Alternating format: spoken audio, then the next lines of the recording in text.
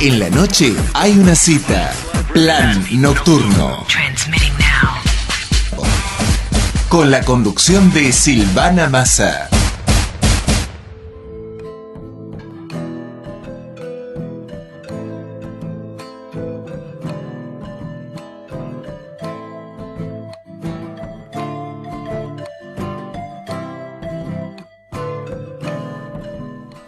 En nuestros estudios Petra Marzoca, ella es integrante de Memoria por la Vida en Democracia. Petra, muy buenas noches. ¿Qué tal? Buenas noches, Silvana. Un gusto estar acá realmente, sí. Gracias a vos, yo estoy muy contenta de que estés acá. Bien. Y te quiero agradecer también porque venís recién de Las Flores. Sí, realmente estos días han sido de mucha actividad y lo de Las Flores quise estar realmente. Así que hoy terminamos con la sesión del Consejo Deliberante y salimos a las 2 horas para allá porque se presentaba la obra de Porque ella no es solo mía, que tiene que ver con la carta que escribió uno de mis hermanos un tiempo antes de desaparecer, como con una premonición de que él también iba a ser un desaparecido. Y ¿Ah, sí? Sí, sí. Su esposa Silvia, la mamá de Evi, mi sobrina, desapareció el 1 de julio de 1977. Mario, por supuesto, estaba ya muy perseguido por su militancia y presintiendo esto y en la mayor clandestinidad escribe esta carta que se le entrega a su suegra como legado para su hija, para que Evi tuviera de primera voz un recorte de la historia de sus papás, del amor que habían tenido entre ellos y del contexto en que se habían conocido en el marco de toda esta situación en el país y en Latinoamérica. Así que quise estar presente, acompañar a los compañeros de la Asociación de Familiares de Las Flores, porque sentí así como mucha diferencia entre lo que nosotros estamos logrando organizar y mostrar en Tandil con aquello. Las Flores, si bien no escapa a la media Tandil bonaerense, ¿no? En cuanto a conciencia de sus ciudadanos y eso, de lo que fue el terrorismo de Estado, pero fue una lucha más en solitario, aún más que nosotros, porque son pocos desaparecidos y una ciudad muy, muy conservadora. Tal es así, hoy hablaba con un medio allá, me hicieron una pequeña entrevista y hay una persona que es diácono y que era uno de los que dirigía los secuestros en Las Flores, que secuestró a Carlos La Bolita y está como diácono en este momento en la iglesia parroquial. O sea que hasta dónde la negación y esto de no querer conocer y entender lo que pasó sigue funcionando en tantas sociedades. Así que bueno, fue muy bueno poder acompañarlo, la obra siempre te emociona, aunque la hayas visto, y es un recorte de historia desde otro lugar, de una historia de amor de 2 militantes y un legado para su hija. Así que bueno, de ahí venimos hace un rato, sí. Esto es lo que tiene de interesante, de que muestra el amor, ¿no? El amor por los ideales, el amor por la hija, el amor por la mujer, el amor por la vida, porque por la vida. La cuestión de que no es la representación que los medios de comunicación y del terrorismo de Estado formaban de aquella persona que desaparecía, como muy diferente. La degradación que sufrimos y sufrieron todos los que participamos, estén desaparecidos o que somos sobrevivientes, fue muy duro. Creo que nos acompañó mucho la certeza de que no éramos lo que decían los medios y que se reflejaba en el sentir de gran parte de la sociedad. Y había, o sea, un convencimiento muy importante de que realmente teníamos amor por el otro, por el ser humano que estaba al lado nuestro y que queríamos modificar condiciones de vida a futuro, ¿no es cierto? Y que por eso luchábamos. No nos olvidemos que veníamos de cuántos golpes militares. Yo creo que el avance que hemos tenido así con los jóvenes en cuanto a conocer la historia nos va permitiendo de a poco que se entienda esto. No fue una moda, ¿no es cierto?, de salir a pelear por determinados ideales. Veníamos de proscripciones, de golpes militares como, tan sangrientos como el chileno.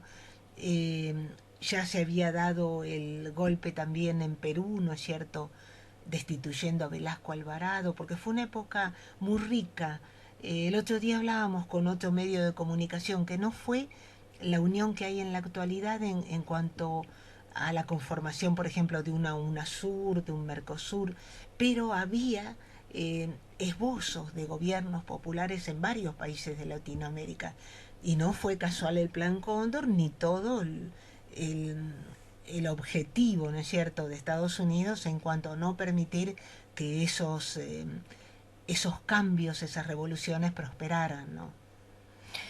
Si bien eso ha pasado en la sociedad, la connivencia que vos estabas diciendo, vos ves que en Tandil también hay medios de comunicación, iglesia, empresas, como hay en Olavarría o en este caso como hay en Las Flores, también lo mismo sucede en la ciudad de Tandil. Sí, por suerte con todo el trabajo y el aporte o más que el aporte, la interacción que hemos tenido con la Fiscalía y con los juicios por la verdad antes de que se pudieran, antes de que se derogaran las leyes, nos permitió ir conociendo un entramado que aún ahora el ciudadano medio desconoce totalmente, ¿no? Por ejemplo, con testimonios que hubo, los últimos testimonios que aportan a los juicios penales y que se van a ventilar cuando sea el juicio de la Huerta, que ya algo apareció en Montepeloni y en el juicio del doctor Moreno, ahí te va mostrando de que realmente la connivencia con los sectores empresarios fue muy importante. Eh, la industria lechera en Tandil, con la Tandilera, creo que muy pocos conocen eh, las secuelas que tuvo para algunos delegados el haber sido representantes de sus compañeros, ¿no es cierto? Y las secuelas que tuvieron, no se sabe ni el nombre de esos compañeros. Nosotros porque nos hemos ido involucrando, interesando, no sabemos de Ronicevia, apenas algo de metalúrgica que tenemos que estar preguntando quién marcó algunas personas de metalúrgica. De AOMA.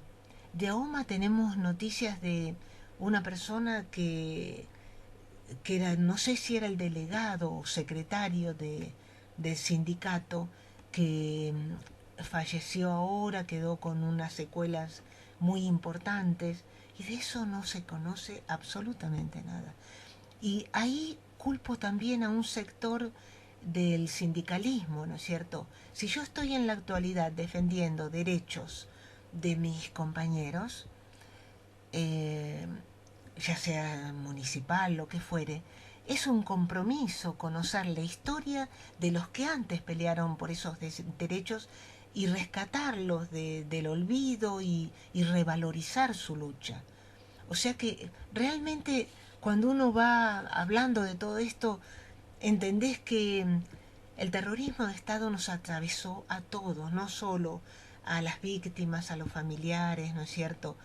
Atravesó a todos porque generó una secuela de terror y silenciamiento en la población que hace que recién ahora estemos pudiendo, y con la valentía que han tenido los organismos y los sobrevivientes, de testimoniar que se vayan hablando de estas cosas.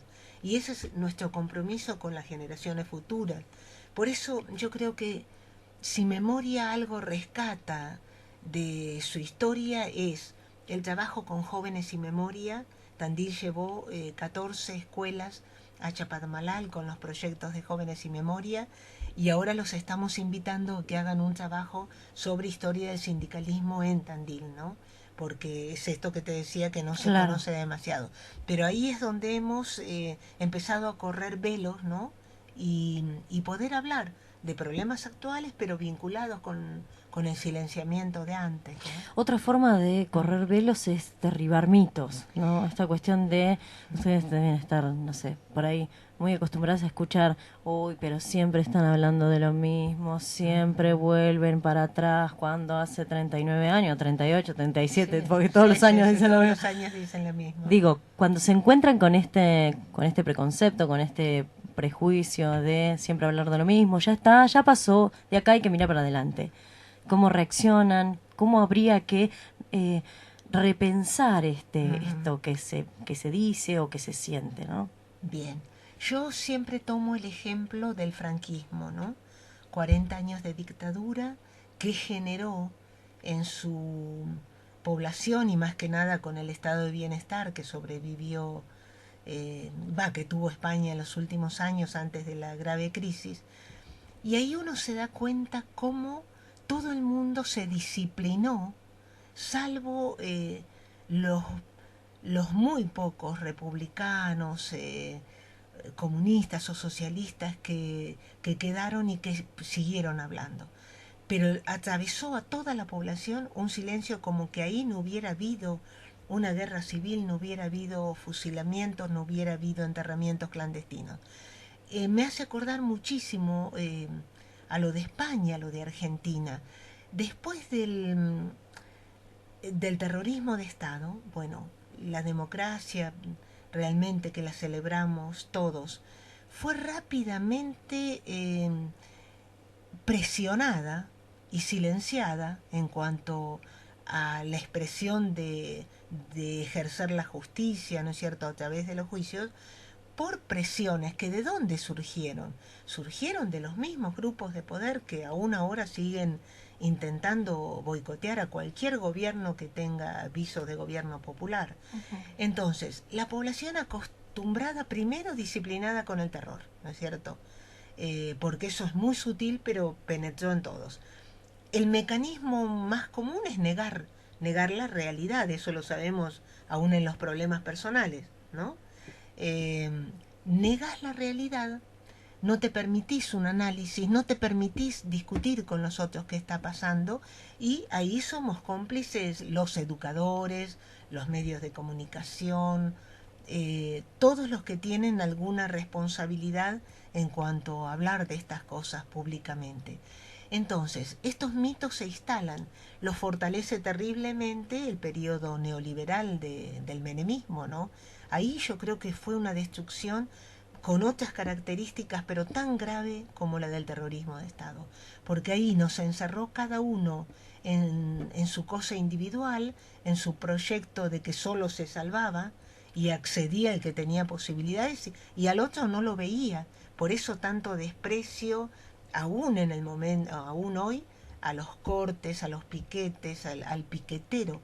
El piquetero es un ejemplo de dignidad que sale a la calle a pelear realmente espacios y exigir primero planes hasta que algún día aparezca trabajo, ¿no? Sí, pero lo que pasa es que aquella persona que exige un derecho pero corta una calle, en la Argentina se la considera piquetero, en Europa se la considera indignado, ¿no? Indignados, claro. Entonces, estas cosas esto de lo sutil del del lenguaje. mundo del lenguaje.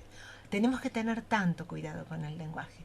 Creo que todos en algún momento incursionamos en cosas comunes ya instaladas y bueno, que tenés que estar atento. Como Pero decir proceso de reorganización nacional, claro, o decir terrorismo de Estado. Claro, pongámosle palabras ciertas a las cosas, ¿no?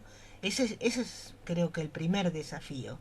Que a nosotros mismos nos llevó un tiempo poder hablar, eh, por ejemplo, de complicidad cívico-eclesiástica, no solo fueron los militares, ¿no es cierto?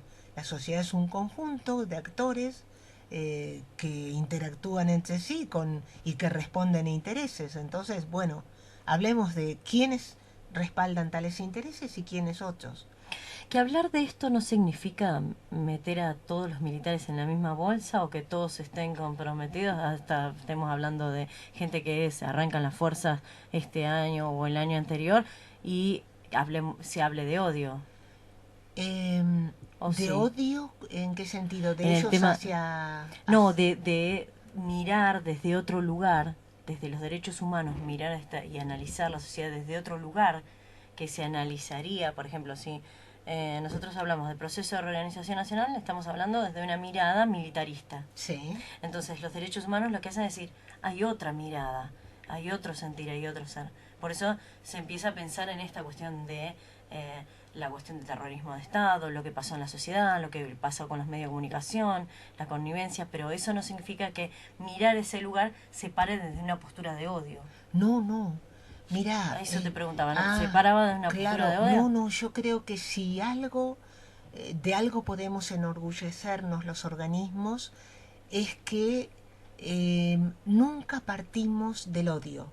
Partimos de analizar que se violaron todos los derechos humanos desde el Estado, con todos los recursos del Estado, contra una población indefensa, porque vos ante el poder militar, de policía, de gendarmería, de inteligencia, no tenés forma de defenderte, ¿no es cierto?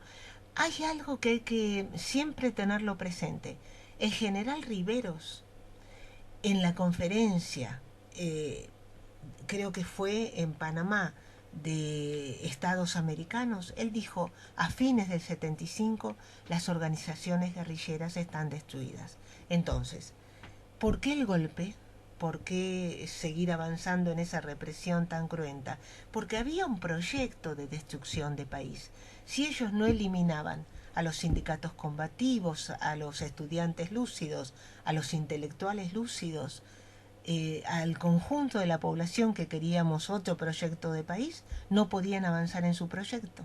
Y ahí yo siempre invito a la gente que está en la vereda de enfrente a poder hablar de esto.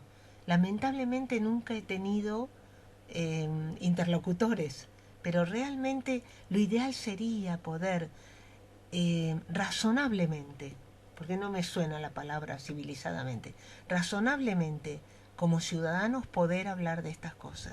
¿Y qué te gustaría, por ejemplo, si tenés del otro lado un interlocutor, qué te gustaría decirle?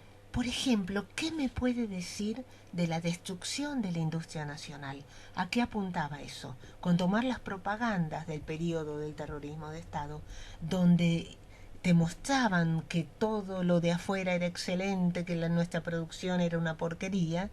Bueno, apuntaba a destrucción de la industria nacional, a pérdida de puestos de trabajo, a entrada de capitales con los que se podía negociar en determinadas cosas.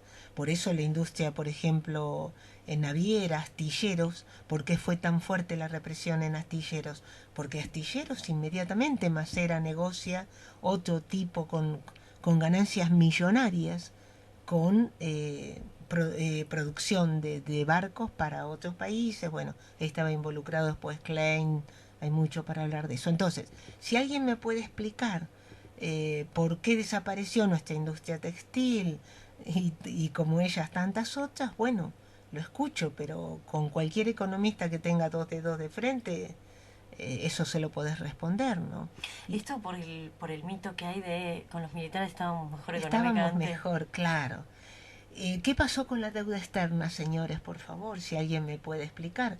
El crecimiento brutal de esa deuda externa que nos endeudó a todos, aún al que estuvo mejor en ese proceso porque no lo molestaron y hubo como una cierta euforia en ese momento de estabilidad, nos dejó endeudados como país a todos, ¿no es cierto? Por muchísimos años. Entonces, uno a uno esos argumentos uno los puede ir hablando, razonando, pero bueno, si no analizamos eso, ahora nos proponen desde determinados actores políticos cosas que también podés demistificar, pero una a una, ¿no? Ahora vamos a ir a un tema musical y cuando volvamos quiero que me cuentes si los derechos humanos tienen banderías políticas, no las tienen, qué pasa con eso. Vamos a seguir hablando con Petra Marzoca, que es integrante de Memoria por la Vida en Democracia.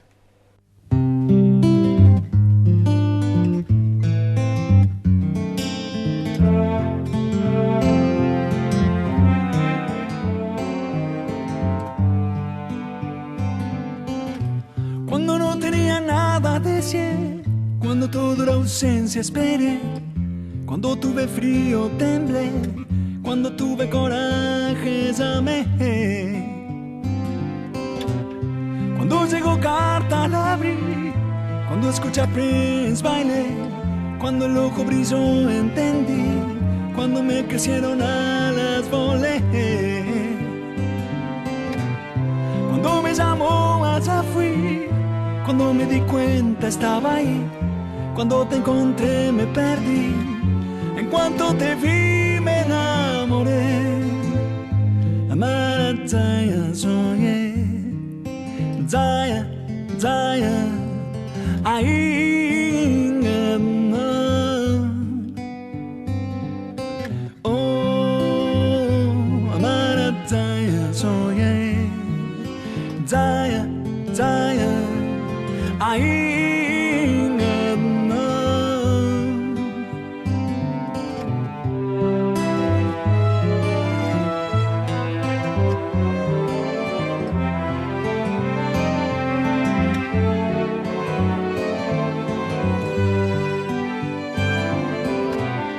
Cuando llegó carta la abrí, cuando ya salí que bailé, cuando el ojo brilló entendí, cuando me crecieron alas volé. Cuando me llamó allá fui, cuando me di cuenta estaba ahí, cuando te encontré me perdí, en cuanto te vi me enamoré. Amarataya soñé, Zaya, Zaya, Ainga.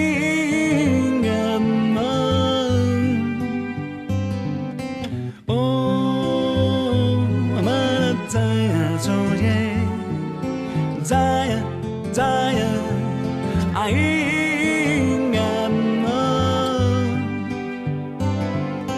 Oh, Amarataya soñé, Zaya, Zaya, Ainga.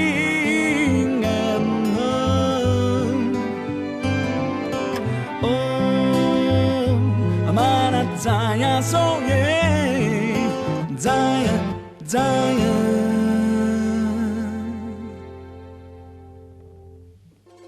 Escuchá la 1180, aire fresco en la ciudad de Tandil. Continuamos con Plan Nocturno.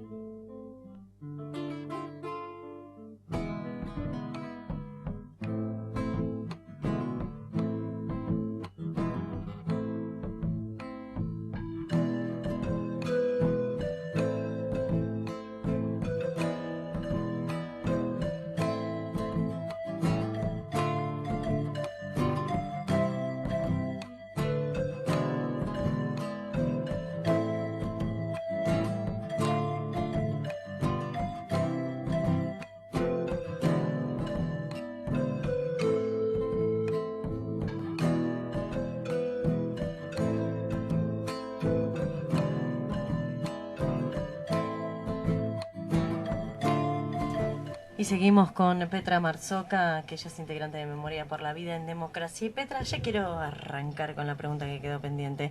¿Tienen bandería política los derechos humanos? Ahí está. Realmente es un desafío y que creo que lo venimos pudiendo sostener y ganar, de que los derechos humanos no tienen bandería política. Tienen que trascender a los gobiernos, porque es un derecho inherente al ser humano, a la vida humana, y no puede estar sujeto a un partido político que tiene su tiempo, ¿no es cierto?, histórico. Así que nosotros, con dificultades, porque hay otras miradas sobre este tema, por lo menos en Tandil hemos logrado que Memoria por la Vida en Democracia no esté atravesado por así un posicionamiento político partidario. Político partidario. Sí, sí. Hoy hubo un aporte interesante del concejal Iparraguirre cuando habló de derechos humanos. Se remontó a la definición que el derecho humano es el el derecho a tener derechos, ¿no es cierto? Y empezó a desarrollar esto y marcó el tema de que los derechos humanos tienen ideología, ¿no es cierto? Que es totalmente distinto a que tengan una orientación partidaria. Pero es la ideología lo que sostiene, ¿no es cierto?, nuestro posicionamiento, ¿no? ¿Y por qué en este caso, si bien tienen ideología, los derechos humanos, y si bien no tienen banderías políticas, por qué siempre que se habla de las cuestiones de seguridad, siempre se las compara con situaciones de derechos humanos? Dice, bueno, algunos tienen derechos y otros no. ¿Por qué también se compara, se toma de los pelos esta cuestión histórica y se la ensambla en otras problemáticas sociales? ¿Por qué crees que pasa esto? Yo creo que ese es uno de los mitos que hoy hablábamos, ¿no? Es un decir común que no resiste un análisis, porque cuando te dicen, ustedes defienden a los delincuentes, ¿no es cierto?, a los chorros, a mí a veces participando en algún barrio me lo han dicho bien, de frente.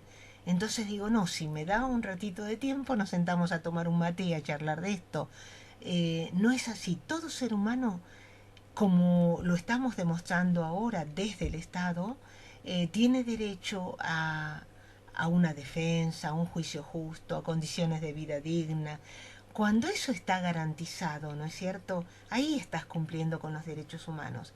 El común de la gente no hace un análisis de por qué a veces un chico en situación de calle está mucho más expuesto a delinquir que alguien que viene de una familia media donde el chico tiene garantizado un montón de cosas, ¿no es cierto? Entonces, si vos podés explicar esto, más o menos se va entendiendo, pero cuesta mucho porque se ubican desde un lugar de seguridad, de su propia seguridad, de su historia de vida, hacen el análisis para el vecino que está en una situación de riesgo. Sí. Si yo no miro y no analizo qué pasó con el vecino y su historia, bueno, más bien que la voy a errar. Pero eso viene desde la cuestión de cuando en el terrorismo de Estado, en el golpe militar, desaparecían y decían, bueno, por algo habría hecho. Vienen desde ese lugar, ¿no? De no meterse, yo creo de no que se potenció totalmente ahí, claro. Ahí, ¿cómo podían ellos hacer que la población les diera un apoyo importante? Era con este discurso, ¿no es cierto? Si vos te involucras, que tenés todo el derecho, yo siempre comento con los chicos de las escuelas, la Constitución dice que todo ciudadano tiene, ¿no es cierto?, el derecho de organizarse, incluso alzarse en rebelión cuando ven vulnerados sus derechos. Es un derecho. ¿Qué somos sino ovejas que nos llevan de un lado a otro sin capacidad de reacción, de disenso, de pensamiento? Claro, en completa sumisión. En completa sumisión. Yo como ciudadano puedo cuestionar a cualquiera y tengo que exigir ser escuchado. Que pueda ser interpretado o no es otra cosa, pero tengo el derecho a ser escuchado y tengo derechos, en el caso de haber delinquido, a un juicio justo, que eso es lo que se violó totalmente en el terrorismo de Estado. No hubo juicio para nadie, ¿no es cierto? Se violaron todos los derechos humanos fundamentales. Sí, no había posibilidad de defensa. No, recordemos la cantidad de abogados desaparecidos por haber presentado habeas corpus en defensa de gente que estaba sometida a tortura o desaparecida. Entonces, ¿de qué me están hablando? Sí, no solamente abogados, había periodistas también, Sí, había delegados. Dije abogado porque estábamos hablando del tema de la justicia, ¿no? Sí, pero digo, en todo ámbito. En todo que ámbito, sí. Quisiera. El ejercer el disenso ya era motivo para que te secuestraran, ¿no es cierto? Un docente, cuando uno lee el operativo Claridad del mal llamado proceso de reorganización nacional, ahí entendés, ahí instigaban, y hay propaganda que está grabada, se transmite si uno quiere escucharla, que decían que los alumnos y los padres denunciaran a los profesores que quisieran inculcar ideas. ¿Sí? No, porque me acordé, en el obelisco decía, el silencio es salud. Claro, bueno. O sea que aquel que callaba iba a permanecer sano, aquel que hablara Claro. iba a terminar todo roto. Claro, fíjate, algo más explícito que eso. Y Ese era el además lema. inculcaban a la delación, a un chico. Hoy el profesor La Bolita de las Flores me contaban de toda una maniobra que hicieron, porque el profesor era realmente porque vive y es una persona honorable. Él era muy abierto, con mucha capacidad, y le hablaba a los chicos desde la filosofía, la historia, a la pedagogía, desde un lugar de apertura de mente. Bueno, hicieron toda una maniobra con alumnos, les hicieron firmar y terminó, bueno, estuvo creo que 7 años detenido, además de su hijo desaparecido. Todo esto era moneda corriente. Nos enseñaron a delatarnos entre nosotros, a no confiar en el otro. Por eso nos lleva tanto tiempo reparar esto. La trama social que se rompió durante la dictadura y que se potenció en el menemismo, nos va a llevar todavía muchos años repararla. Porque en realidad, en relación a décadas, ¿cuánto ha pasado? 3 décadas, 4 décadas, 5 décadas. ¿Cuánto nos falta en la cuestión de reparar, de que se pueda llegar a interpretar, a sanar la identidad del país, a que se pueda reacomodar? Nos falta mucho, nos falta poco. Pensemos en esto, llevó 20 años, a los 20 años del golpe pudimos salir, ¿no es cierto?, con mayor organización y salir desde todos los lugares del país, en mayor o menor grado, a expresarnos. 20 años. En estos otros casi 20 años que llevamos, yo creo que se va avanzando, pero pensemos siempre lo que es el tiempo historia y pensemos lo que es el tiempo personal. Para nosotros es muchísimo tiempo. En el tiempo historia, en el tiempo de evolución de los pueblos, es poco tiempo. Así que ojalá pudiera decir cuánto. Creo que vamos en buen camino en cuanto a conciencia, ¿no es cierto? Y bueno, yo creo que la única cosa cierta es que la persistencia en todo esto que estamos hablando, en la transmisión de todo esto, es poder seguir avanzando en conciencia. No hay otro camino, ¿no? Y un avance en conciencia es el tema de que el viernes se va a señalizar a la huerta. Claro, esto de que la ciudadanía se haga cargo de que en su pueblo, su ciudad, hubo centros clandestinos, hubo desapariciones, torturas, que su vecino, el policía, era el que podía salir de la mano con su niño, pero en la noche había estado picaneando a otra gente indefensa atada a un camastro, ¿no es cierto?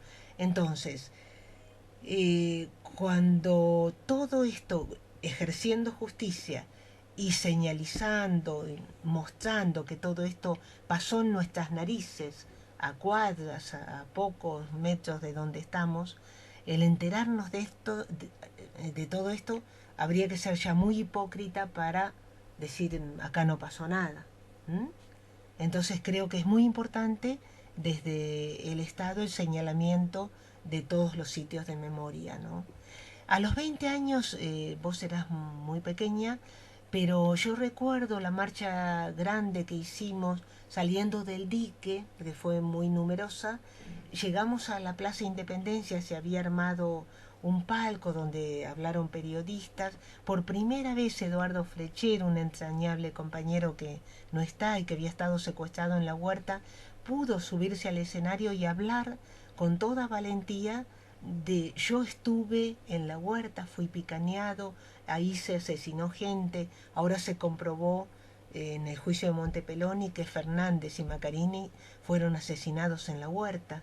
Entonces, en la medida que conozcamos todo esto, nos hacemos cargo de la historia. Es como cuando a vos te habían hablado mucho de la guerra del Paraguay, a mí no me habían hablado en la escuela. Bueno, ahora sabemos lo que fue la guerra del Paraguay.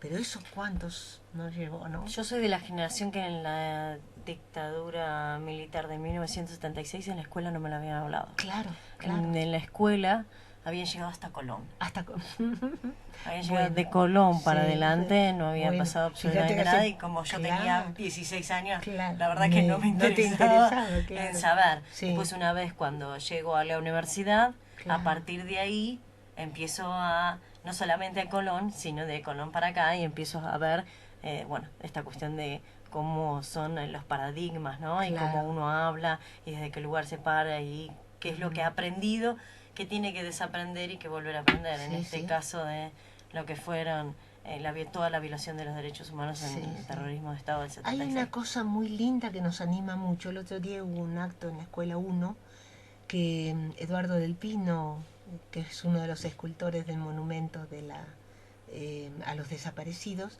había tenido una charla breve con los chicos.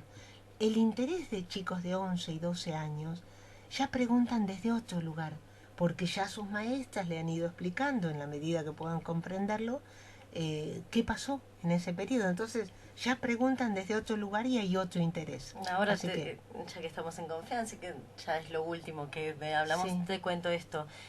Mi hijo me ha preguntado qué ha pasado. Mi hijo tiene 9 años. 9 años.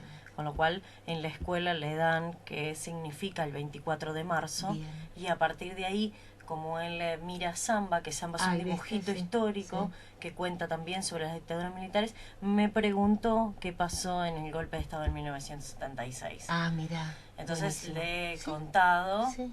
y con lo cual ha resumido la situación diciéndome, pero ellos eran humanos. Sí, le digo yo, pero adentro eran monstruos, ¿no? Ah, mira. Bueno, y ahí Bueno, digo, fíjate la bueno, conclusión ¿cómo, claro, de un chico, ¿no? Sí, sí. cómo lo elabora, ¿no? Sí, sí, Entonces, sí. hasta llegar a pensar de esa manera o elaborarlo de esa manera, todavía falta un recorrido. Sí, sí, sí. Pero bueno, ha ayudado mucho que en la escuela también podamos hablar de esto, ¿no? Sí. Petra, espero que lo hayas pasado bien. Sí, la verdad que sí, con todo gusto cuando quieras, ¿eh? Voy a estar por acá. Gracias, Sí. gracias. La Tenemos verdad que es un mucho para placer. seguir conversando. Sí, tal cual. Gracias. Ahí pasaba Petra Marzoca, integrante de Memoria por la Vida en Democracia. Nosotros vamos a ir a un tema musical y después cerramos el programa.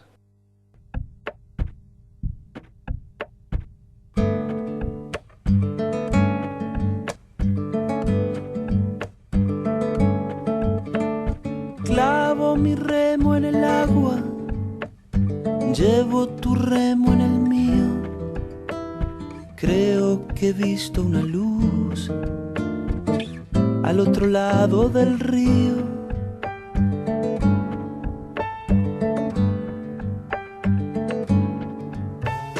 El día le irá pudiendo poco a poco al frío.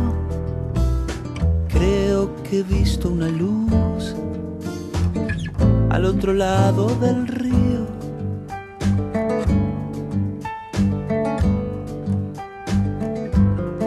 Sobre todo creo que no todo está perdido. Tanta lágrima y yo soy un vaso vacío. Oigo una voz que me llama, casi un suspiro. Rema, rema, rema. Rema, rema, rema. En esta orilla del mundo, lo que no expresa es baldío. Creo que he visto una luz al otro lado del río.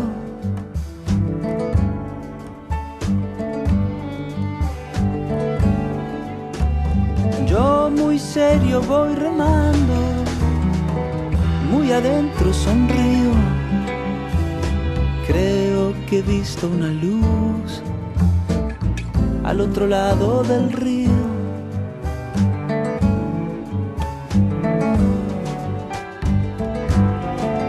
Sobre todo creo que no todo está perdido.